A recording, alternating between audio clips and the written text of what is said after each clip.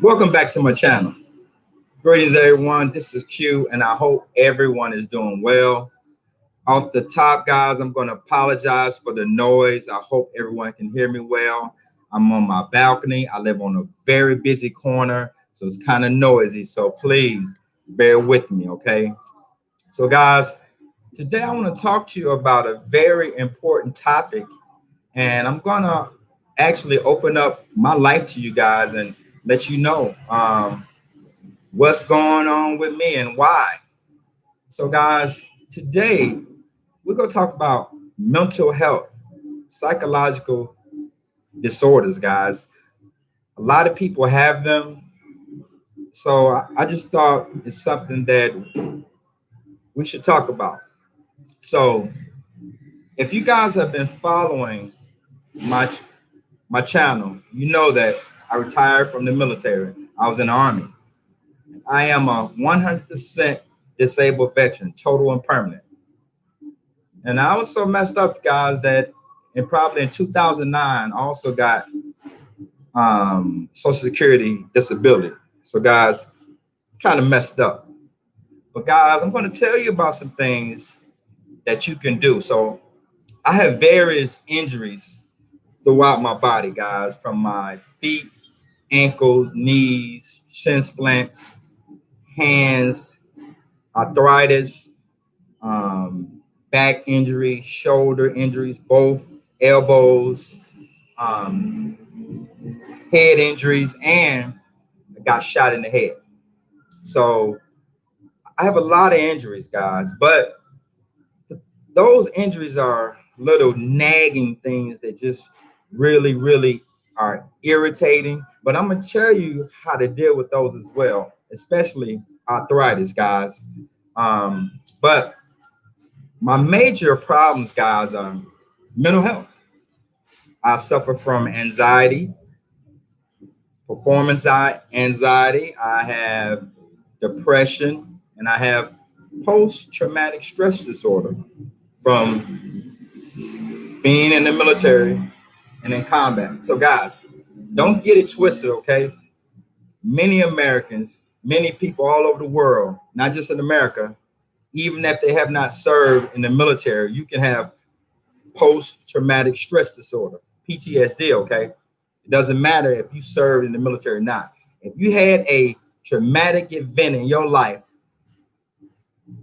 a female who was raped or a man that was raped, you can have PTSD from that. If you was in a horrible car accident and you have a fear of driving, you can have it for that. If you was in a fire, if you got robbed at gunpoint, I would venture to say that most African American men growing up in major metropolitan cities, by the time they're 17, have PTSD, dealing with the things in their neighborhood and the police, abuse. So, guys, I'm not the only one. And the one thing I want to talk to you about is treatment options, guys. Also, I have sleep disorders. I have sleep apnea. I tried sleeping with the CPAP machine. I tried a device that they made at the VA. They made an implant of my upper and lower teeth, and I put it in my mouth, and I take a key and I lock it. I turn it, and it pulls my upper jaw forward. Okay, what sleep apnea is, guys, is it is a condition of when you sleep, you actually stop breathing, and people have died from sleep apnea, so it's serious. And so what happens is when you sleep, you stop breathing, and hopefully your central nervous system will send a signal to your brain and say, hey, dummy, you're not breathing. And hopefully you wake up. Now, you don't wake up like that, but that signal prompts you to start back breathing. So if you know anyone who snores real loud, and then sometimes you hear them making funny noises, and it sounds like they stop breathing and start back breathing, they have sleep apnea. Now, real quick, there are a lot of treatment options for sleep apnea. As I mentioned earlier, that machine, but it's very uncomfortable to sleep with. The most important thing you can do for sleep apnea, guys, is lose weight. Lose weight. Lots of people who have sleep apnea are simply overweight. Also, there is a surgery you can do in your way back here, the tonsils and the little piece hanging. They go in there and they shave that down so that when you sleep and you go into the deepest sleep, everything collapse. That's why you stop breathing. So they go in there and shave that down and you're good. But the most important thing you can do for sleep apnea, guys, is lose weight. And girls.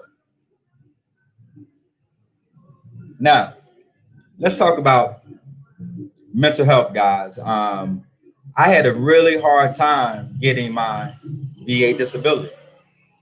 When I retired, even though I was messed up, man, I couldn't even hold my bowels, man. I have defecated in my clothing over 100 times back in the day. I also have irritable bowel. I defecated in my clothes over 100 times, man, and I was messed up. So all those things that was wrong with me caused depression. So, guys, everything that's wrong with us in terms of our mental health, there are treatment options and therapy. But guess what? Our healthcare providers and the insurance company has said, hey, this treatment and therapy, guys, is very, very, very expensive. So what we're going to do is we're going to medicate them. We're going to just write prescriptions for everything that's wrong with them. So, guys, I'm going to tell you this. If it was up to the VA, I would take 8 different medications twice a day. I don't take nothing. And that caused a major problem with me getting my disability. Okay. As I stated earlier, when I first started, I got 60% VA. Even though I was messed up, I got 60%. And I would go to all my appointments. I kept appealing. And when I left my VA appointments, I would always go downstairs to the records office. At about an hour, I would wait until the doctor put his notes in there. And I would read what they were saying about me. They said that I was refusing treatment. I didn't refuse any treatment. They didn't offer me any treatment. All they offered me was medicine. They said my personal hygiene was good. My clothes was clean. I speak well. He's not as messed up as he says. And I couldn't even control my bowel. I was stuck in the house, afraid to go anywhere because if anything got me anyway, guys. So you have to be, I'm not encouraging anyone not to take their medication because I'm not a doctor. But I'm telling you, once you start taking that medication, guys, it's going to be real tough for you. So now I'm going to tell you, I'm not cured, but I'm going to tell you how I treat my psychological disorders. I'm going to tell you how I treat them, guys, and it works. I'm not cured. Don't let anyone go to the VA and tell them, hey, master sergeant, retired, Brown is cured, stop this. No, I live with it every day. And I'm going to tell you how to live with it. First of all, guys, you have to encourage your healthcare provider to get you that therapy and treatment. Okay. The next thing you have to do, guys, is you have to get up and do something. If you have psychological disorders, you can't sit in a house in front of the TV. You got to move around. You got to get up and walk your neighborhood, exercise. You have to go to the park. You have to go fishing. You have to go to the grocery store. You have to get up and cook. You got to clean your house. You have to stay busy. There are a lot of books. There are a lot of videos. There's a lot of things you can do to take control of your mental health. But guys, you got to be busy. You can't just sit in a house and be depressed. Okay. Another thing I was able to do, because I was a disabled American, I went to my healthcare provider and told him, hey, I'm struggling on my job. Can you write me a letter? So on my last job, we had to take these time tests. And so I have performance anxiety. I would have blurred vision, heart rate increase. I was messed up. So my doctor wrote me a letter that got me something called special accommodations at work. So if you have psychological disabilities, guys, look into it. Um, you can get special accommodations where I had to take the training, but they couldn't time me, and I was allowed to take the training as many times as I need to take it to get a passing grade or score. Okay, so that's very important. Okay, so now, guys, exercise for psychological disorders is very, very, very important, and I'm gonna compare this to those kids who have this HDHD or whatever they call it, and these parents and these schools put them on medication. I'm gonna compare it to that. Those kids really, most of them, guys, don't need no medication. Most of them, all they need is exercise. Their anxiety when they wake up in the morning is so high that they can't keep still. You have to, and it's not going to work overnight. You have to get those kids up in the morning. You have to take them around your neighborhood and exercise, put them on a treadmill, get them a little bit tired so that when they get to school over a period of time, they're able to sit still. Now they're not a discipline problem. Psychological disorders, anxiety, and all that stuff, PTSD, guys, same way. When I wake up in the morning, guys, my stuff is way up here. Exercise brings me down to where I can function. I'm not cured, but exercise brings me down so I can function and live like a normal person. If I had to work, I wouldn't be able to, I would not be healthy and able to manage my disability. And I'm very blessed that I don't have to work. So if you have psychological disorders, trust me, when you get in a position to where you don't have to work, you're going to be better off. But I'm encouraging you, don't stay in the house and do nothing. The next thing I want to tell you guys is so important, guys. Your mental health and your gut are so tied together that it's crazy. If you have psychological disorders and you have a bad diet, greasy foods, your conditions will not improve. They will only get worse, guys.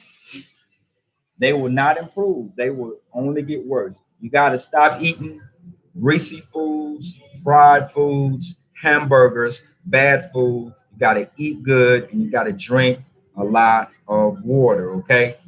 You got to drink a lot of water. So, guys, real quick story. As I stated, I started at 60% on my own. I peeled and I peeled, I peeled. I got up to 90% all by myself. And I called it the war after the war, dealing with the VA. And guys, I'm not bashing the VA, okay? I'm an advocate of the VA, okay? But dealing with the VA and getting everything you're supposed to get, I call it the war after war, guys. It was really, really tough. So after about 5 years, I exhausted all my appeals and I was stuck at 90%. But I knew that I was far more disabled than 90%. I was trying to get to 100%. And with 100% comes a whole lot of other things to include no property taxes in some states, more money, a whole lot of other benefits that you get. So the VA, in my opinion, really tries to keep people from getting that 100%. So I was at 90%. And one day I was online on the computer and I found this attorney in Illinois. He's retired now, but older gentleman, white dude, never met him. And he was one of the most rude, disrespectful people I met in my life. He treated me like crap. But long story short, he helped veterans file federal lawsuits against the Department of Veteran Affairs. And I sent him my stuff. He said, okay, I'll take your case, not making any promises. He took my case. I sent him everything he asked for when he asked for it. And after about 19 months, he called me and said, congratulations, I won your appeal. I'm a part of history. Quentin Brown versus the United States of America, Department of Veteran Affairs. He won. And the one condition that they were saying I didn't have, they weren't giving me any disability for, even though I had been to combat twice and I had been shot in the head. They said I did not have PTSD, post-traumatic stress disorder. But when I won that federal lawsuit, guys, and they gave me service connection for PTSD, guess what they awarded it at? 100%. I was already 90. I got about 30 different things that add up to about 90. The math is bad. 10 plus 10 is not 20 with VA disability. I got stuff that's 0%, 10%, 20%, 50%, 100%. So no.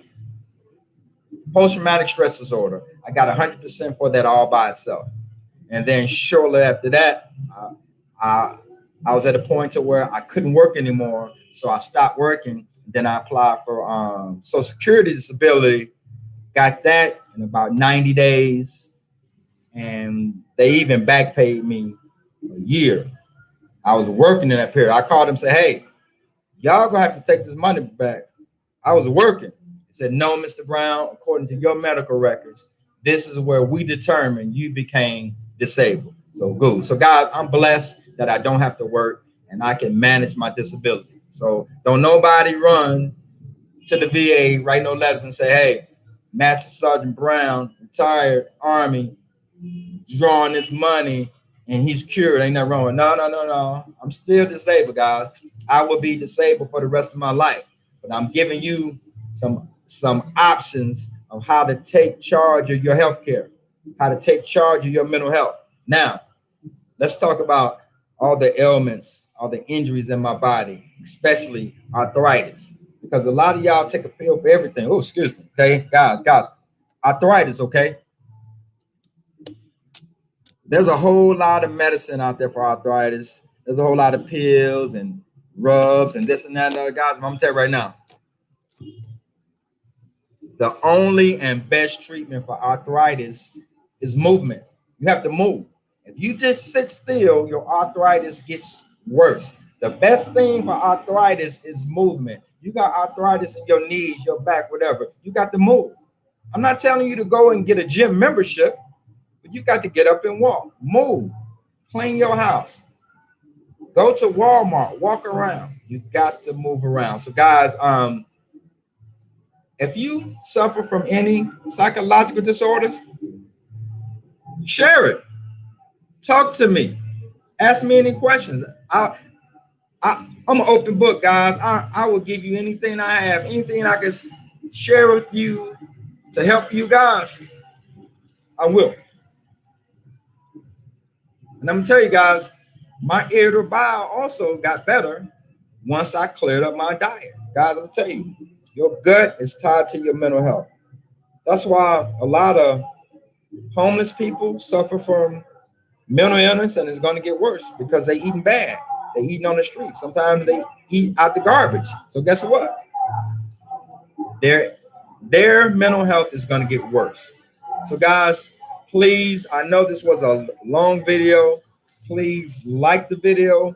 Please share this video, guys, if you know somebody who you think could benefit from it. And also, guys, subscribe. What I got to do to get y'all to subscribe? I've been a YouTuber since May. I might have 240 subscribers. Come on, guys. Help a brother out. Thank you for your time, and I'll see you soon.